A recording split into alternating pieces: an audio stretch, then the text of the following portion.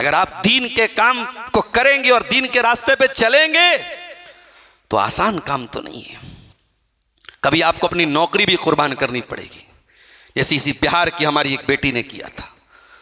दुनिया ने, किसी ने अफसोस जताया, किसी ने नहीं जताया, किसी ने, कोई मुस्कुरा के रह गया, कोई खामोश होकर रह गया, मगर उस बहन ने जब उसके चेहरे से नकाब खींचा गया, उसने अपनी नौकरी को कुर्बान करके दुनिया को एक मैसेज दिया कि मैं ऐसी नौकरी को ठोकर मारती हूं जो मेरे हिजाब और मेरे नकाब और मेरी इज्जत और मेरे चरित्र को के ऊपर हमला करके जो नौकरी मुझे मिले, मैं ऐसी नौकरी को कुर्बान करती हूं। दुनिया में सब कुछ दौलत नहीं होती, दुनिया में सब कुछ यहां का ऐशो आराम नहीं होता। मेरे प्यारे साथियों, हिदायत के रास्ते पर चलना है तो कुर्बानी देनी पड़ेगी आपको। असहाबे कहब अल्लाह से दुआ करते हैं, वहय्यि लना मिन अम्रिना रशदा, ऐ अल्लाह हमारी हिदायत के रास्ते को हमारे लिए आसान कर दे।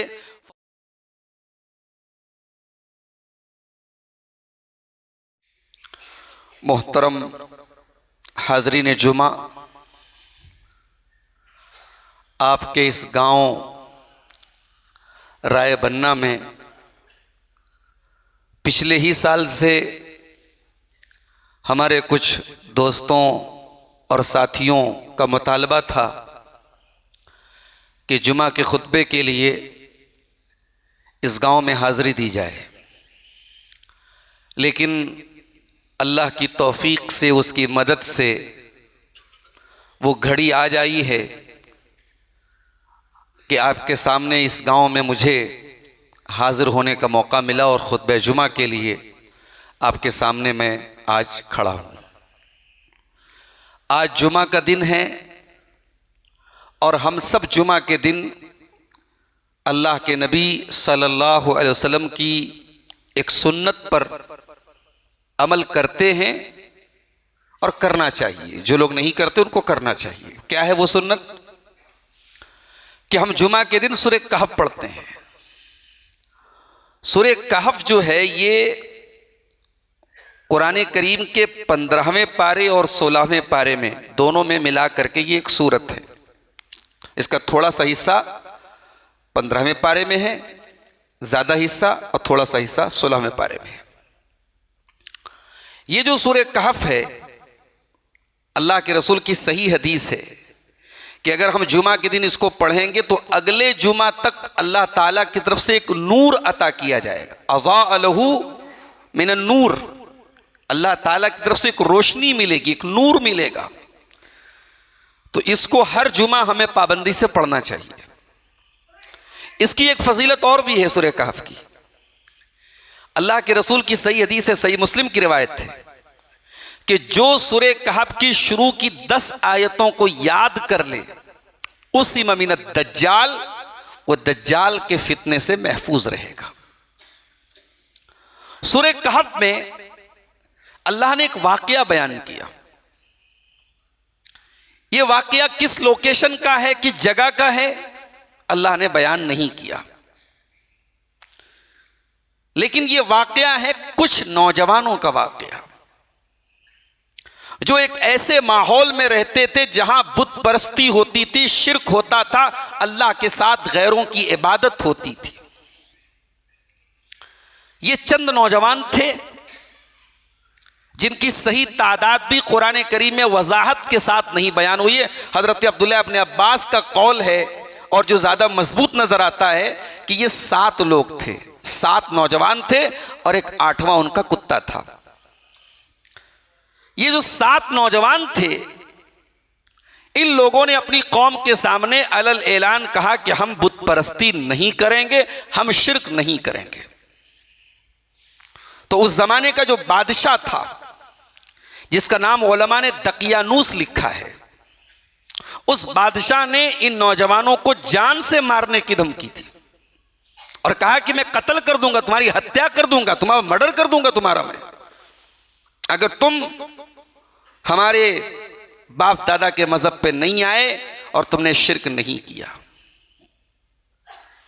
अब ये जो नौजवान थे, इन्होंने जब ये देखा कि इस गांव में, इस शहर में, इस इलाके में रह करके हम तौहीद पर नहीं रह सकते, तो इन्होंने अपना इलाका छोड़ दिया। अपनी बस्ती छोड़ दी और एक पहाड़ की गुफा में जाकर के ये सो गए। और जब ये सोए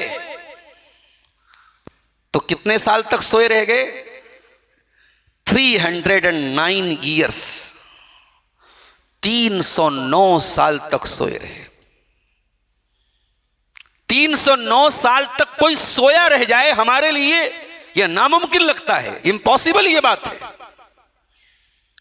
लेकिन अल्लाह ताला की कुदरत ये थी, उसका एक मोजज़ा था कि 309 साल तक ये नौजवान लड़के उस गार में सोए रहे। ये भी सोए रहे, उनका कुत्ता भी सोया रहा। अब ये जो वाकया था ये अरब में बहुत फेमस हो गया, बहुत मशहूर हो गया। तो यहूदियों ने अल्लाह के नबी से सवाल किया, मुशरिकीन से कहा कि तुम ये सवाल करो, अगर ये सच्चे रसूल होंगे तो जवाब दे देंगे।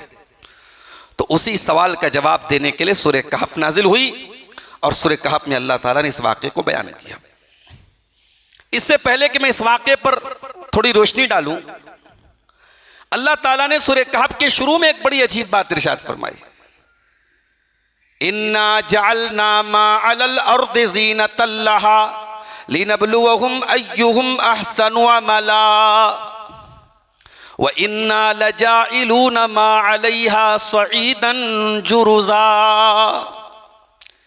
ऐ मेरे बंदो, हमने ज़मीन पर जो कुछ बनाया, ये नदियाँ बनाई, ये पेड़ बनाए, ये पौधे बनाए, ये खेती बनाई, ये पानी बनाया, जितना पहाड़ बनाया, इंसानों को बनाया, हमने ज़मीन के ऊपर जो कुछ बनाया, इन्ना जअलना मा अलल अर्दि ज़ीनतल लहा, हमने ज़मीन को सुंदर बनाया, हमने ज़मीन को ब्यूटीफुल बनाया, हमने ज़मीन के ऊपर जितनी चीज़ों को पैदा किया उनके ज़रिए ज़मीन को मुज़य्यन कर दिया, सजा दिया। अल्लाह ने ज़मीन को खूबसूरत बनाया। क्यों बनाया? लिनब्लुवहुम अय्युहुम अहसनु अमला।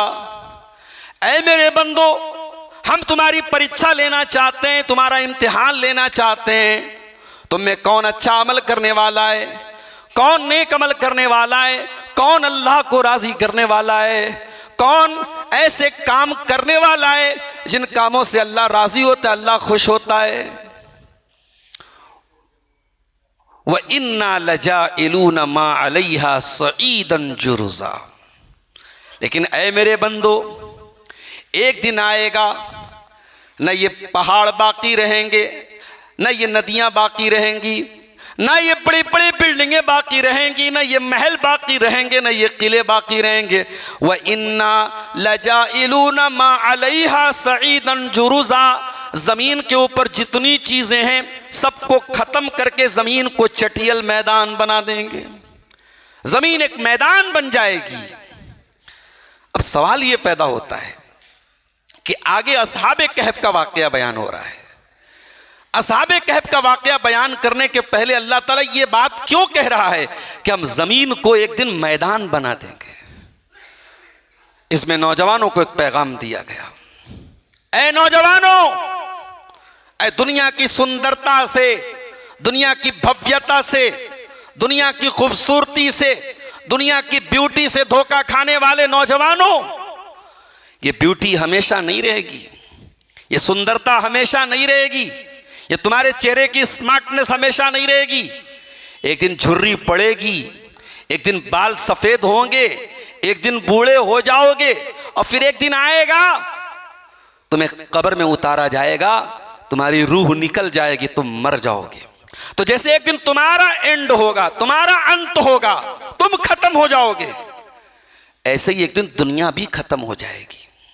दुनिया की सुंदरता, दुनिया की भव्यता, दुनिया की ब्यूटी, दुनिया का डेकोरेशन, ये सब खत्म हो जाएगा। पूरी दुनिया, पूरी जमीन एक चटियल मैदान बन जाएगी। उस दिन से डरो, उस दिन से डरो, उस दिन के बारे में सोचो। वो दिन आएगा जब पूरी दुनिया मैदान महशर बन जाएगी, पूरी जमीन मैदान महशर बन जाएगी और तुम अल्लाह के पास पलट के जाओगे। जितने मुर्दे हैं वो भी कब्र से निकल जाएंगे। सारी दुनिया के इंसानों को अल्लाह की बारगाह में हिसाब देना पड़ेगा। इसीलिए आप जानते हैं अल्लाह के नबी पर कुरान की आखिरी आयत कौन सी नाज़िल हुई थी? वत्तकू यौमन तुरजऊन फीहि इलल्लाह। यह कुरान के तीसरे पारे की आयत है, सूरह बकरा की आयत है। यह अल्लाह के नबी पर आखिरी आयत यही उतरी थी। वत्तकू यौमन तुरजऊन फीहि इलल्लाह। उस दिन से डरो जिस दिन तुम अल्लाह की तरफ लौटाए जाओगे, जिस दिन पलट करके अल्लाह के पास जाओगे। फला तुज़लमु नफ्सुन शैया वत्तकू यौमन तुरजऊन फीहि इलल्लाह सुम्मा तुवफ़्फ़ा कुल्लु नफ्सिन मा कसबत वहुम ला युज़लमून। क़यामत के दिन हर नफ्स को उसके अमल का पूरा पूरा बदला दिया जाएगा और किसी के साथ अन्याय नहीं होगा, किसी के साथ अत्याचार नहीं होगा, किसी के साथ जुल्म नहीं होगा। वमन यामल मिस्काल ज़र्रतिन खैरन यरह वमन यामल मिस्काल ज़र्रतिन शर्रन यरह। जर्रा बराबर तुमने नेकी की होगी, क़यामत के दिन अल्लाह के तराजू पर सामने आ जाएगी। जर्रा बराबर तुमने कोई पाप किया होगा, कोई गुनाह किया होगा, खुल करके किया होगा, छुप करके किया होगा, बंद कमरे में किया होगा, सबके सामने किया होगा, अल्लाह के सामने वो भी तुम्हारा पाप भी आ जाएगा, तुम्हारा गुनाह भी आ जाएगा। तो अल्लाह ताला असहाबे कहफ का वाक़या बयान करने से पहले हमें क़यामत से खबरदार कर रहा है, क़यामत से डरा रहा है। उसके बाद अल्लाह ने फरमाया अम हसिबत अन्ना अस्हाबल कहफि वर्रक़ीम कानू मिन आयातिना अजबा। ऐ मेरे नबी, क्या आपको ये लगता है असहाबे कहफ का वाक़या बहुत अजीब व गरीब वाक़या है? ऐसा नहीं है। अगर किसी को ये लगता है कि 309 साल तक अल्लाह ताला कुछ लोगों को सुलाए रखता है, जिंदा रखता है, ये बहुत अजीब व गरीब वाक़या है, कुरान कहता है ऐसा नहीं है। इससे भी बड़ा बड़ा वाक़या इस कायनात में हो चुका है। ऐ मेरे बंदो, तुम अपनी पैदाइश के ऊपर गौर करो। तुमको हमने पैदा किया, एक हकीर पानी के कतरे की शक्ल में तुम थे, और 9 महीने के बाद जब अपनी माँ के पेट के से तुम बाहर निकले तो तुम जीते जागते इंसान बन गए। अगर अपनी पैदाइश पर गौर करो तो तुम्हारी पैदाइश तो और ज्यादा अजीब व गरीब है। तुम जमीन की पैदाइश पर गौर करो, जमीन की पैदाइश तो और अजीब व गरीब चीज है। अफला यंजुरून इलल इबिली कैफ खुलिकत व इलल जिबाली कैफ नुसिबत व इलल अर्दी कैफ सुतिहत। ऐ मेरे बंदो, तुम ऊंटों को देखो कि ऊंट कैसे पैदा किए गए। तुम आसमान को देखो कैसे बुलंद किए गए। तुम पहाड़ों को देखो कैसे जमाए गए। व इलल अर्दी कैफ सुतिहत, और जमीन को देखो कैसे बिछाया गया। अगर जमीन को अल्लाह बिछा सकता है, बड़े बड़े पहाड़ों को पैदा कर सकता है, इतना बड़ा आसमान पैदा कर सकता है, इतनी अजीब व गरीब मखलूक ऊँटों को पैदा कर सकता है, तो वो अल्लाह तुम्हारे मरने के बाद तुमको दोबारा जिंदा भी कर सकता है। लिहाजा असहाबे कहफ का वाक़या कोई इतना अजीब व गरीब वाक़या नहीं है कि इंसान हैरान हो जाए। अल्लाह की कुदरत इससे बहुत बड़ी है, अल्लाह ने इससे बड़ी बड़ी चीज़ें पैदा की है। उसके बाद अल्लाह ने फरमाया इज़ अवल फित्यतु इलल कहफि फ़क़ालू रब्बना आतिना मिन लदुनका रहमा व हय्यि लना मिन अम्रिना रशदा। अब यहां से स्टार्टिंग हो रही है असहाबे कहफ के वाक़े की। असहाबे कहफ कौन थे? वो 70 साल के बूढ़े लोग नहीं थे, वो 50 साल के अधेड़ भी नहीं थे, वो 40 साल के मैच्योर लोग भी नहीं थे। वो फितिया थे। फितिया अरबी में किसको बोलते हैं? फितिया अरबी में नौजवान को बोलते हैं। 16 साल से लेकर के 25 साल तक का जो नौजवान होता है, जो बिल्कुल ही यंग होता है, इसको हिंदी में बोलते हैं नौयुवक, उर्दू में बोलते हैं नौजवान। एक होता है जवानी आई, और जवानी के बाद जब आदमी 25 के पार होता है, 30 साल का होता है, 35 साल का होता है तो अभी भी जवान, मगर मैच्योर हो जाता है, समझदार हो जाता है। लेकिन जिंदगी का सबसे खतरनाक जो पीरियड होता है वो 16 साल से लेकर 25 साल तक का होता है। ये वो पीरियड होता है जिसमें आदमी जवान भी होता है और गर्म खून भी होता है, जज्बाती होता है, जल्दी जोश में आ जाता है। ये जो असहाबे कहफ थे ये नौजवान थे, गर्म खून था इनका, ये यंग थे, ये युवा थे, ये जवान थे।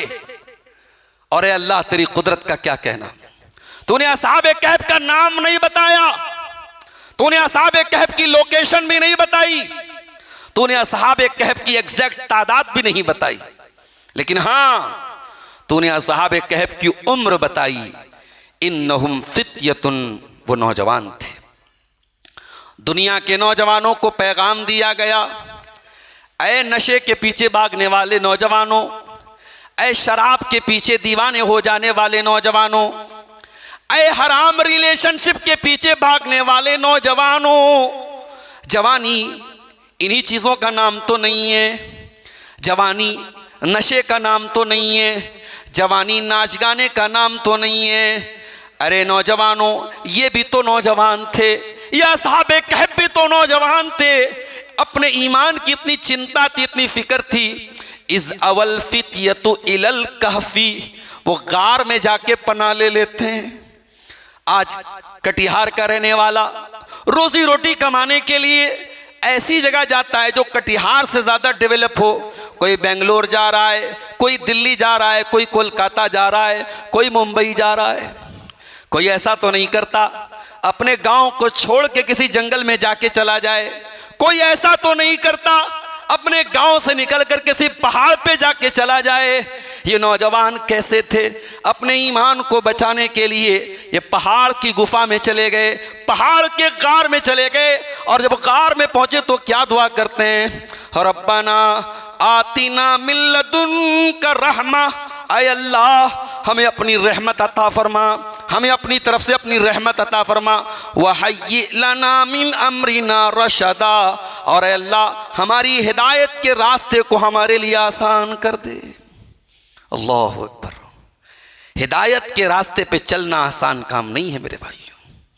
अगर आप दीन के काम को करेंगे और दीन के रास्ते पे चलेंगे तो आसान काम तो नहीं है। कभी आपको अपनी नौकरी भी कुर्बान करनी पड़ेगी, जैसे इसी बिहार की हमारी एक बेटी ने किया था। दुनिया ने किसी ने अफसोस जताया, किसी ने नहीं जताया, किसी ने कोई मुस्कुरा के रह गया, कोई खामोश होकर रह गया, मगर उस बहन ने जब उसके चेहरे से नकाब खींचा गया, उसने अपनी नौकरी को कुर्बान करके दुनिया को एक मैसेज दिया कि मैं ऐसी नौकरी को ठोकर मारती हूं जो मेरे हिजाब और मेरे नकाब और मेरी इज्जत और मेरे चरित्र को के ऊपर हमला करके जो नौकरी मुझे मिले, मैं ऐसी नौकरी को कुर्बान करती हूं। दुनिया में सब कुछ दौलत नहीं होती, दुनिया में सब कुछ यहां का ऐशो आराम नहीं होता मेरे प्यारे साथियों। हिदायत के रास्ते पर चलना है तो कुर्बानी देनी पड़ेगी आपको। असहाबे कहफ अल्लाह से दुआ करते हैं, वहय्यि लना मिन अमरिना रशदा, ऐ अल्लाह हमारी हिदायत के रास्ते को हमारे लिए आसान कर दे। फज़रबना अला आज़ानिहिम फिल काफ़ि सिनीना अददा, सुम्मा बासनाहुम लिनअलमा अय्युल हिज़बैनि अहसा लिमा लबिथू अमदा। अल्लाह कहता है हमने असहाबे कहफ के कानों पर पर्दा डाल दिया। इंसान जब सोता है ना तो सबसे ज़रूरी चीज़ क्या है, उसे साइलेंस मिलना चाहिए। अल्लाह ताला जब हम सोते हैं ना, हमारे कान पे पर्दा डाल देता है। इसीलिए नींद जो खराब होती है ना, वो सबसे ज़्यादा शोर शराबे से, अगर कोई तेज़ आवाज़ आ जाए तो उससे हमारी नींद खराब होती। तो अल्लाह ने कहा कि हमने उनके कानों पर पर्दा डाल दिया कई साल तक, और आगे जिक्र किया गया 309 साल तक अल्लाह ने पर्दा डाल दिया। 309 साल तक अल्लाह ताला ने इन नौजवानों को गार में सुलाए रखा, जिंदा रखा। अब आगे बढ़िए, अल्लाह कहता है नहनु नकुस्सु अलैका नबअहुम बिल हक़्क़ि, ऐ नबी हम आपको वाक़या सुना रहे असहाबे कहफ का सच्चाई के साथ, हक के साथ। इन्नहुम फित्यतुन आमनु बिरब्बिहिम वज़िदनाहुम हुदा, ये चंद नौजवान थे जो अपने रब के ऊपर ईमान लाए, और जब ये अपने रब के ऊपर ईमान लाए हमने उनके ईमान में और इजाफा कर दिया। जब आप ईमान के रास्ते पर चलेंगे अल्लाह का सपोर्ट आपको मिलेगा, अल्लाह की मदद मिलेगी आपको। अगर आपको लगता है कि दीन के रास्ते पर हम चलेंगे हमारे साथ क्या होगा, अल्लाह बर्बाद नहीं करेगा, अल्लाह खत्म नहीं करेगा। अगर आप दीन के रास्ते पर चलेंगे अल्लाह का वादा है, अल्लाह मदद करेगा। अल्लाह कहता है ये नौजवान जब ईमान लाए वज़िदनाहुम हुदा, हमने इनके ईमान में और इजाफा कर दिया। इसका मतलब ये हुआ कि ईमान फ्लक्चुएट होता है, ईमान घटता और बढ़ता है। अच्छी तकरीर सुन लिया ईमान बढ़ गया, कुरान की तिलावत सुन लिया ईमान बढ़ गया, कोई गलत काम कर दिया ईमान घट गया, नाच गाने में लग गए ईमान घट गया। ईमान घटता और बढ़ता है, ईमान फ्लक्चुएट होता है। अल्लाह ने कहा कि हमने नौजवानों के ईमान में इजाफा कर दिया। वरबतना अला कुलूबिहिम, और हमने इनके दिलों को मजबूत कर दिया। इज़ क़ामू फ़क़ालू रब्बुना रब्बुस समावाति वल अर्दि लन नदअू मिन दूनिही इलाहन लक़द क़ुलना इज़न शतता। बादशाह के सामने खड़े हो गए ये लोग, ये 7 नौजवान जो बड़े ताकतवर भी नहीं थे, कमजोर थे और नौजवान थे, बादशाह के दरबार में जाके खड़े हो गए और क्या कहते हैं, रब्बुना रब्बुस समावाति वल अर्ज़, ऐ बादशाह तू हमारा रब नहीं है, तेरे आगे सजदा नहीं करेंगे, इन पत्थर के बुतों के आगे सजदा नहीं करेंगे, इस जमीन को अपना माबूद नहीं मानेंगे। आज बड़ी अजीब व गरीब बातें हो रही है। मुसलमान से कहा जा रहा है कि वो जमीन को अपनी देवी मान ले। नहीं साहब, हम जमीन को अपना माबूद नहीं मानते, हम अल्लाह को अपना माबूद मानते हैं। और हम कट जाएं मर जाएं मगर तौहीद से समझौता नहीं कर सकते मेरे प्यारे साथियों। अब कुछ नादान लोग कहते साहब मुसलमान इसी जमीन पर तो सजदा करता है, यकीनन इसी जमीन पर सजदा करता है, मगर हम जमीन पर भी सजदा करके हम जमीन को अपना रब नहीं मानते हैं। हम जमीन पर भी सजदा करके कहते हैं सुभान रब्बियल आला, परवरदिगार मेरी पेशानी तेरे आगे झुकी है, मैं तेरे आगे सजदा कर रहा हूं और मैं ये अकीदा रख रहा हूं कि तू सबसे ऊपर है, सबसे बुलंद है, तू अर्श पर है। ऐ अर्श वाले तेरी बुलंदी का इकरार करता हूं, अपनी पेशानी को तेरे आगे झुका करके मैं इकरार करता हूं कि अल्लाह मैं हकीर हूं, मैं छोटा हूं और तू बुलंद है। कुछ लोग कहते हैं साहब मुसलमान जमीन पर सजदा कर रहा है और जमीन को माता मानने से इनकार कर रहा है, जमीन की जो है वंदना नहीं कर रहा है, जमीन की इबादत नहीं कर रहा है। जी नहीं, हम तो अपनी माता की भी वंदना नहीं करते। जिस माँ ने हमको पेट में रखा 9 महीने और जन्म दिया, उस माँ का सम्मान जरूर करते हैं, उस माँ की इज्जत जरूर करते हैं, उस माँ से दुआएं जरूर लेते हैं, मगर उस माँ के आगे सजदा करने की इजाजत हमारा दीन हमें नहीं देता है। अरे हम तो जनाजे की नमाज भी पढ़ते हैं, दुनिया की हर नमाज में रुकू है, दुनिया की हर नमाज में सजदा है, मगर जनाजा जब सामने रखा है और जनाजे की नमाज पढ़ी जा रही है तो इस्लाम का कॉन्सेप्ट देखो, जनाजे की नमाज में न रुकू है न सजदा है। हालांकि वो भी नमाज है, बगैर वजू की आप जनाजे की नमाज नहीं पढ़ते, वो भी पश्चिम की तरफ किबला की तरफ मुंह करके अल्लाह अकबर करके हाथ बांध के पढ़ते हैं, सूरह फातिहा भी पढ़ते हैं, दरूद शरीफ भी पढ़ते हैं, जनाजे की दुआएं भी पढ़ते हैं, सलाम भी फेरते, सब हो रहा है, मगर हम जनाजे की नमाज में रुकू नहीं करते, हम जनाजे की नमाज में सजदा नहीं करते। क्यों? ताकि ये मैसेज न जाए कि मुसलमान जनाजे को सजदा कर रहा है। जनाजा सामने रखा है तो हम जनाजे की नमाज में सजदा भी नहीं करते, ये हमें सिखाया गया। तो जमीन पर हम सजदा करते हैं लेकिन हम जमीन को सजदा नहीं करते, हम अल्लाह को सजदा करते हैं।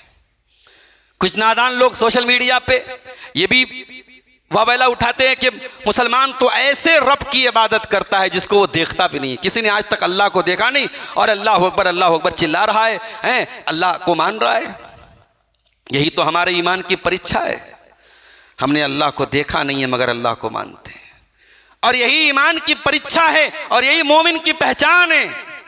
अलिफ लाम मीम ज़ालिकल किताबु ला रैब फ़ीहि हुदल लिल मुत्तक़ीन अल्लज़ीना युमिनून बिल गैब। ईमान वाले कौन हैं? जो बगैर देखे ईमान रखते हैं। हमने अल्लाह को नहीं देखा मगर ईमान रखते हैं। मगर हाँ, हम ऐसे अल्लाह को नहीं मानते जो निराकार है। कुछ लोग बड़ी गलती से ये जुमला बोल देते, अल्लाह कौन है, ईश्वर कौन है, निराकार है। नहीं नहीं नहीं, ईश्वर का आकार है। अल्लाह तबारक व तआला का हाथ भी है, अल्लाह का चेहरा भी है, अल्लाह की आंख का जिक्र भी कुरान और हदीस में है, अल्लाह के हाथ का जिक्र भी कुरान और हदीस में है।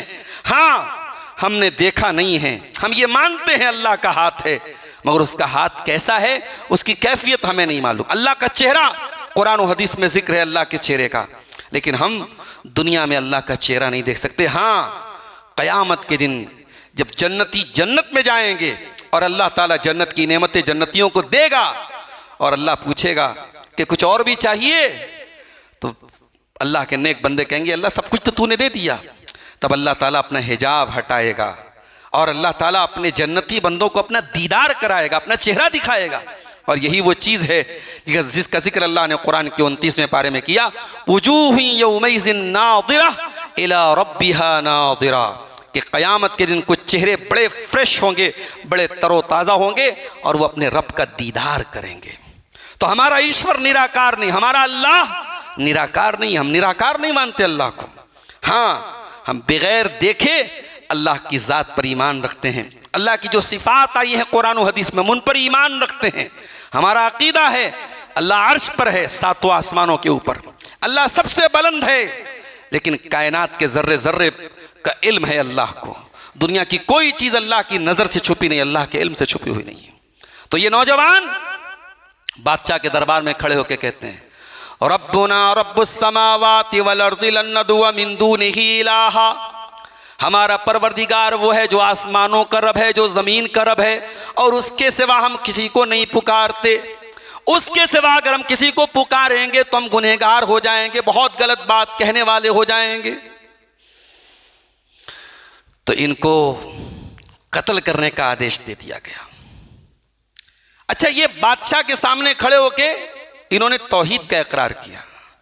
इसमें एक सबक ये मिला कि जिस समाज में शिर्क हो रहा हो उस समाज में तौहीद की आवाज को सबसे पहले बुलंद करना चाहिए। आजकल कुछ लोग क्या बोलते हैं, पहले सिस्टम को चेंज करो, पहले निजाम को चेंज करो, तौहीद आ जाएगी, ऑटोमेटिक आ जाएगी। जी नहीं, ये गलत तरीका है। हम पहले तौहीद को बुलंद करेंगे, तौहीद को फैलाएंगे और शिर्क के खिलाफ हम आवाज़ उठाएंगे। जब लोग तौहीद पर आ जाएंगे, अल्लाह के नबी ने और सारे नबियों ने पहले तौहीद को फैलाया है और शिर्क से रोका है मेरे प्यारे साथियों। अच्छा, एक चीज़ और देखिए, ये अस्हाबे कहफ जब अपने घर बार को छोड़ के उस गार में गए तो अल्लाह ने जिक्र किया कि उनके साथ एक कुत्ता भी था। कुत्ता कैसा जानवर है, गलीज जानवर है, कुत्ता नापाक जानवर है। बर्तन में मुंह लगा दे तो 7 बार उसको धोने का हुक्म है, कम से कम 7 बार बर्तन को धोने का हुक्म। कुत्ता मुंह लगा दे, 7वीं बार मिट्टी लगा के धोने का हुक्म है।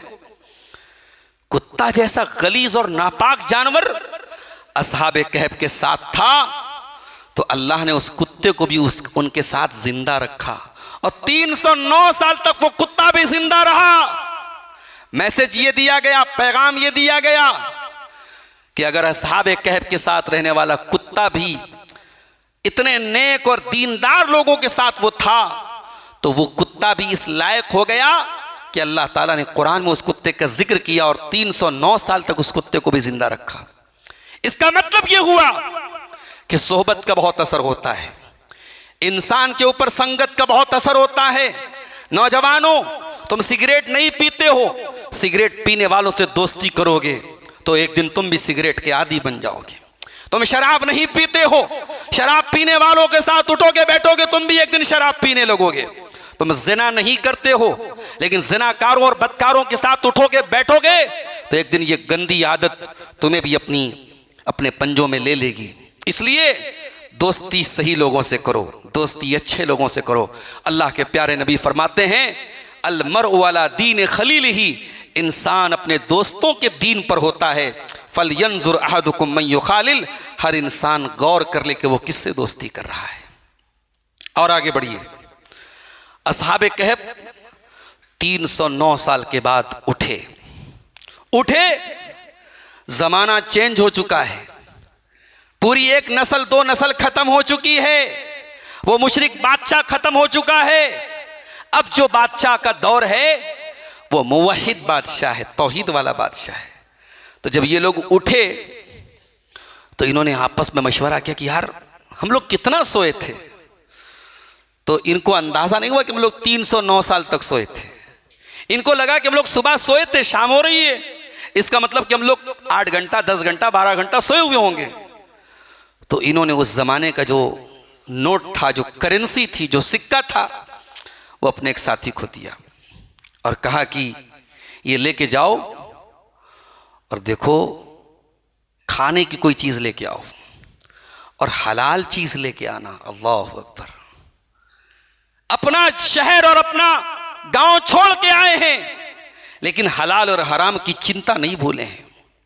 अपने साथी को पैसा देके भेज रहे तो कह रहे हैं फलयातिकुम बिरिज़्क़िम मिन्हु, जाओ और हलाल चीज लेकर के आओ, अल्लाह का रिस्क लेकर के आओ। पता ये चला कि मुसलमान कभी भी जिंदगी के किसी मोड़ पर हलाल और हराम को ना भूल जाए। आज बड़े बड़े शहरों में मैकडॉनल्ड का रेस्टोरेंट है, फला का रेस्टोरेंट है, और हमें मालूम नहीं कि वहां से जो चिकन मिल रहा है वो हलाल वाला है या झटके वाला है कि मशीन वाला है। मुसलमान जाता है और दबा के वहां का चिकन खा रहा है। किसी ऐसे होटल में खाना खा रहा है जिसके बारे में नहीं मालूम कि जो मटन और चिकन खा रहे हैं ये हलाल वाला है भी कि नहीं। तो ये तो यहां पर भी हम हलाल और हराम की चिंता नहीं करते। और उसके बाद हमारे घर में जो पैसा आ रहा है, जो रोजी रोटी आ रही है, कोई 4 व्हीलर खरीद रहा है, किससे खरीद रहा है? ड्रीम 11 पर पैसा कमा के उसने 4 व्हीलर खरीद ली। कोई फला सट्टे के ऐप में उसने पैसा कमा लिया। पैसा आना चाहिए चाहे जैसे आए, ये सोच हमारे नौजवानों की बनती चली जा रही है। असहाबे कहफ ने मैसेज दिया, नहीं, पैसे के पीछे मत भागो, हलाल तरीके से पैसा कमाओ। हाँ, हलाल तरीके से पैसा कमा के तुम एक नहीं 10 4 व्हीलर खरीद लो, 10 मकान बना लो, लेकिन हराम का एक पैसा भी तुम्हारे घर में नहीं आना चाहिए। ये मैसेज दिया असहाबे कहफ ने। अच्छा, उसके बाद वो आपस में बात करते हैं कि देखो चुपके से जाना, अगर इन लोगों को हमारे बारे में पता चला यरजुमुकुम, तो ये हमें पत्थरों से मार मार के खत्म कर देंगे।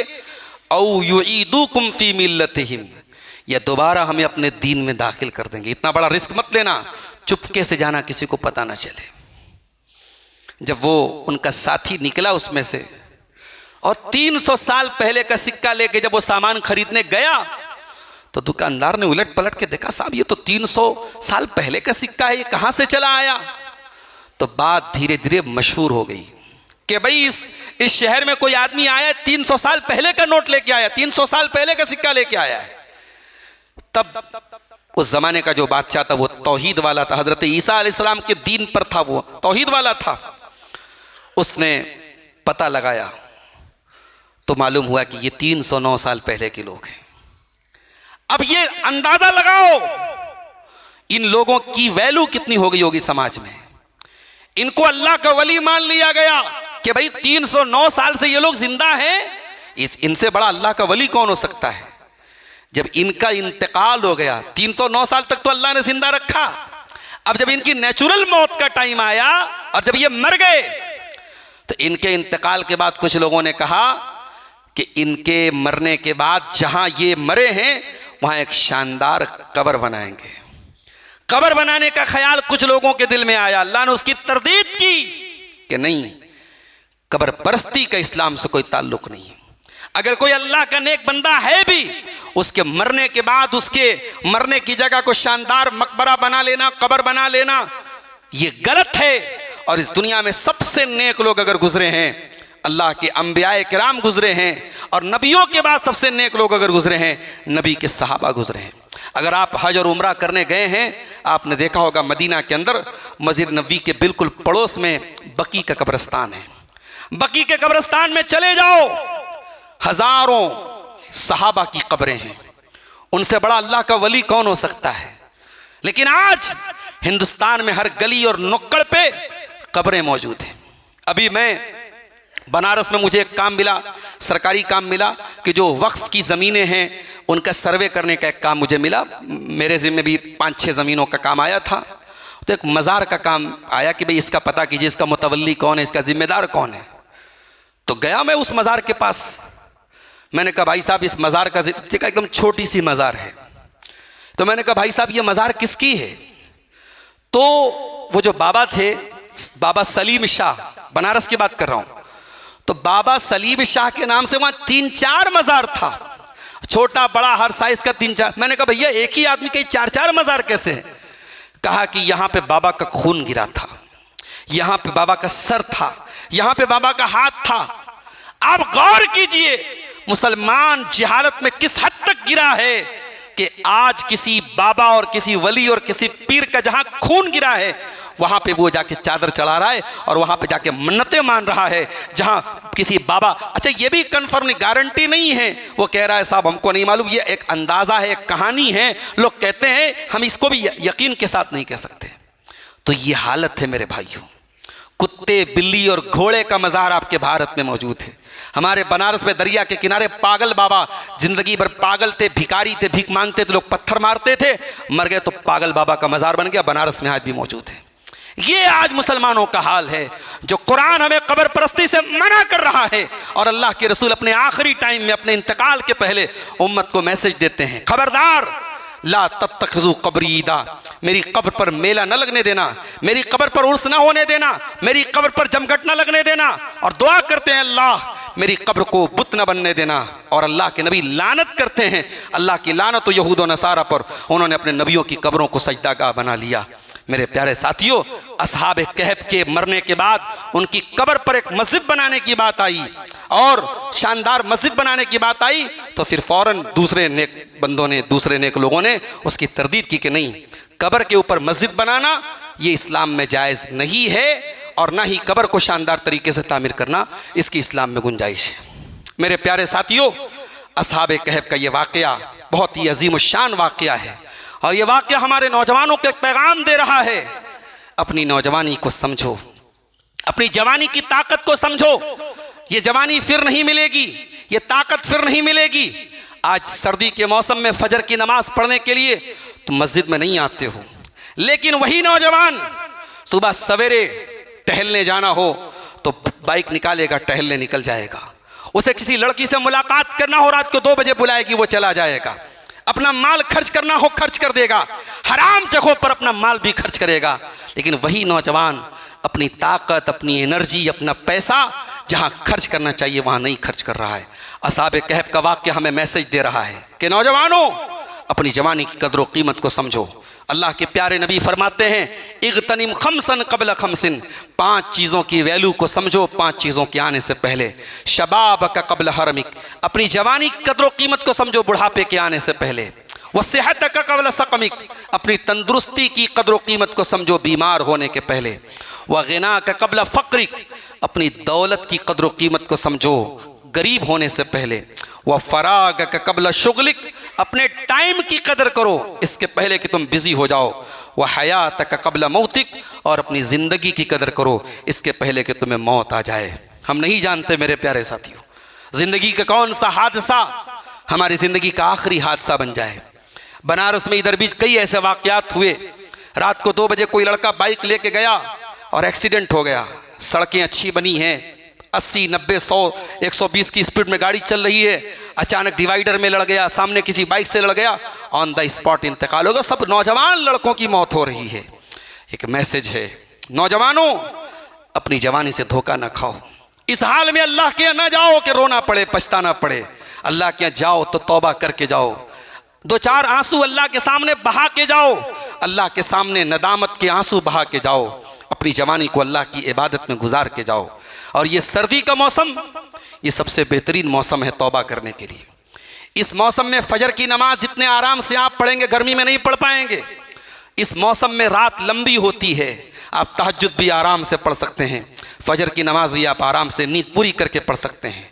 इस मौसम में सर्दी का मौसम है, मोज़ा पहन लिया आपने, पैर धोने की ज़रूरत नहीं। अगर वज़ू करके मोज़ा पहना है आपने, 24 घंटे तक आप उसी मोज़े पर मसा करके नमाज पढ़ सकते हैं।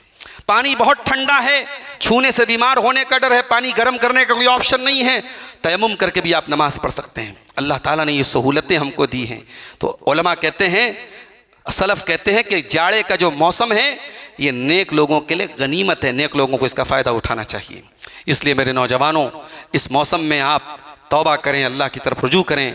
जो नमाज़ नहीं पढ़ते हैं वो नमाज के पाबंद बने। और एक बड़ी अहम गुजारिश मैं आम तौर से करता हूँ आपके सीमांचल के इलाके में, अक्सर मस्जिदों में जहाँ जुमा का इंतज़ाम है, मैं देखता हूँ ख़वातीन का इंतज़ाम नहीं है। और ऐसा भी नहीं है कि आप अगर चाहें तो इंतज़ाम नहीं हो सकता है। मैं इसी इलाके में जानता हूँ लोगों ने हिम्मत की तो गांव के लोगों ने मिलकर 60-60, 70-70 लाख रुपए की ईदगाह की ज़मीन खरीद ली, कब्रस्तान बना लिया। आप अगर चाहेंगे, आप आगे बढ़ेंगे, बहुत कुछ कर सकते हैं आप। मैं चाहता हूं कि हर वो मस्जिद जहां जुमा की नमाज का इंतज़ाम हो, आप मेहनत करें, एक स्लैब और इसको बना लें और औरतों का और उनकी एंट्री अलग हो, उनका गेट अलग हो और वो पर्दे के साथ आएँ, अलग उनकी सेपरेट उनका इंतज़ाम हो, वो मस्जिद में आए, जुमा की नमाज में अपने घर की औरतों को भी आप शामिल करें। ये इस दौर का एक बहुत अहम काम है, इस पर हम सबको मेहनत करने की ज़रूरत है।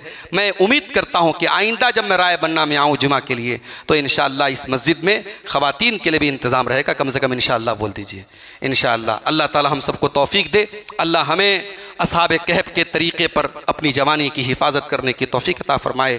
रब्बुल आलमीन अपने ईमान की हम सबको हिफाजत की तौफ़ीक अता फ़रमाए, मरते दम तक ईमान की राह पे चलने की तौफ़ीक अता फ़रमाए। हमारे वो नौजवान जो किसी भी तरीके की बुराई में मुब्तला हैं, चाहे शराब में हों, चाहे बदकारी में हों, चाहे किसी तरीके के नशे में हों, अल्लाह ताला हमारे उन नौजवानों को जल्द से जल्द तौबा करने की तौफ़ीक अता फ़रमाए। जो हमारे नौजवान निकाह के काबिल हैं, निकाह के लायक हैं, अल्लाह ताला उनके निकाह को आसान कर दे, उनके गार्जियन को तौफ़ीक दे कि उन नौजवानों की सही वक्त पर शादी करें। रब्बुल आलमीन औरत के फितने से हमारे नौजवान लड़कों की हिफाजत फरमाए। रब्बुल आलमीन हमें नमाज़ों का पाबंद बना दे, तक़वा वाला बना दे। अल्लाह हमारी इबादतों में खुशू और खुज़ू पैदा फरमा दे, जब तक दुनिया में ज़िंदा रखे, इस्लाम पर ज़िंदा रखे और हमारा ख़ात्मा ईमान पर हो।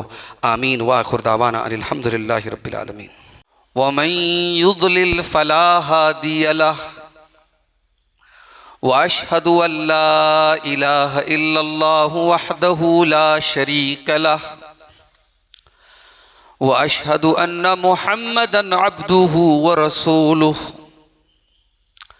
या अय्युहल्लज़ीना आमनुत्तक़ुल्लाह हक़्क़ तुक़ातिही व ला तमूतुन्न इल्ला व अंतुम मुस्लिमून। या अय्युहन्नासुत्तक़ू रब्बकुमुल्लज़ी ख़लक़कुम मिन नफ़्सिन वाहिदह व ख़लक़ मिन्हा ज़ौजहा व बत्त मिन्हुमा रिजालन कसीरन व निसाअ वत्तक़ुल्लाहल्लज़ी तसाअलून बिही वल अरहाम इन्नल्लाह काना अलैकुम रक़ीबा।